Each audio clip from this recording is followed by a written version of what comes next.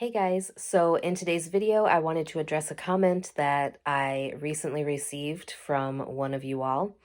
And this comment was left on the video that I posted titled CNA Q&A, Assisted Living or Memory Care as a CNA. And after reading this comment, I definitely felt frustrated for this person. So this comment was left by someone named Nee space Mo, kind of like Nemo.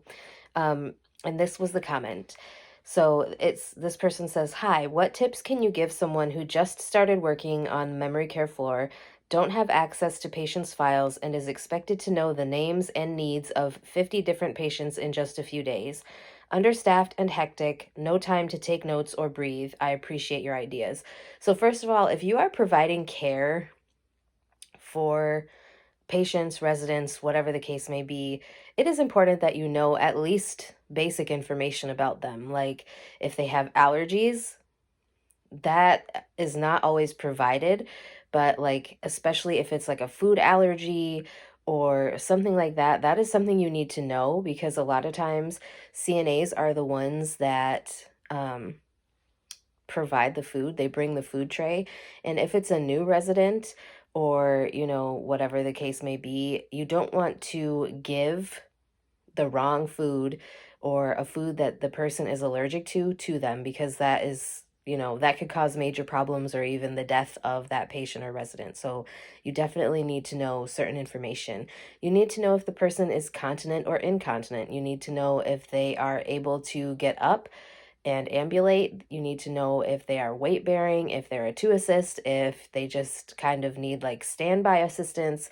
This is stuff that you should be provided either through like the shift that's going home should be giving you a report. And I know that there are some places I've worked in where people like would leave early, and so I wouldn't get report. I wouldn't know like what had been done, when was the last time they were changed, if they, had any like mood changes or differences in like their mental capacities, confusion, anything like that, I wouldn't know because they would leave. And I used to get so frustrated about that. Especially with memory care, there's certain things that you need to know. Um, Depending on what shift you work in, like if you work evening shift, you need to know if this person goes through sundowning, if they have like a certain routine, because there are certain patients with dementia or Alzheimer's that, they follow a certain routine, and if you disrupt that routine, it makes your work so much more difficult. And as far as like providing personal care for these patients, like I said, there are certain things that you need to know. Your facility should be providing you at least at bare minimum with a report.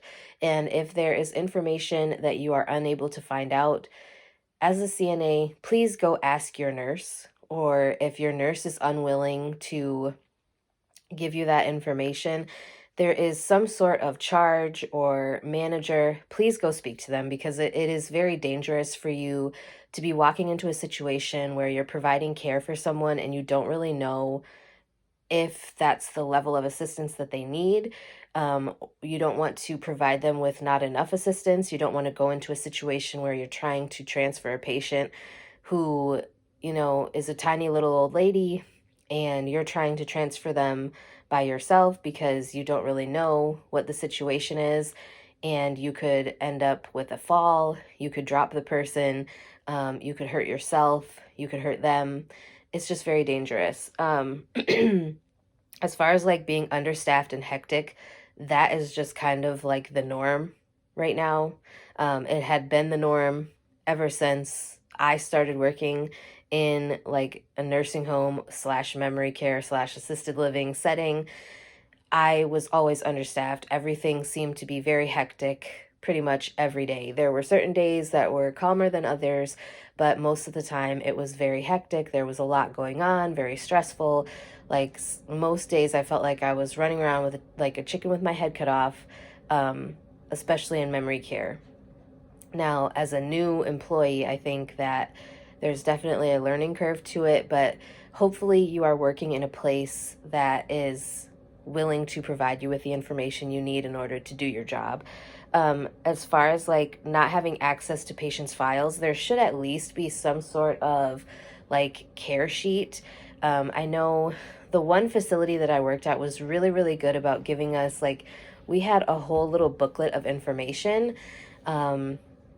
For the unit. So there was like one for one half of the unit and there was a separate one for the other half of the unit, because that particular facility I worked at, one half of the unit was a lockdown unit and the other half of the unit was not. I mean, it did have doors blocking it off from other areas, but those doors weren't necessarily locked, and the residents that were in the non-locked area were usually more like farther through the dementia process, where they were more towards end stage, or they weren't really actively trying to elope from the facility. So like I said, they were very good about giving all of the information as far as like, is this person bedbound? Do they have, a Foley? Do they need assistance with showering? Do they, all of the stuff that they need, that you need to know in order to do your job. Like I said, I definitely appreciated that one. There have been other places where I worked doing agency where, like, I have told this story on my channel. The one facility I went to as an agency CNA, like, I got report, but nobody told me, like, the door codes or anything, and I was stuck in this lockdown unit by myself on night shift from like 10 o'clock until the next shift came in the morning. And like that particular CNA that was leaving really was rushing through everything, and like I was trying to write notes as fast as I could, but it's very hard when somebody's like rushing and you can tell that they're trying to leave.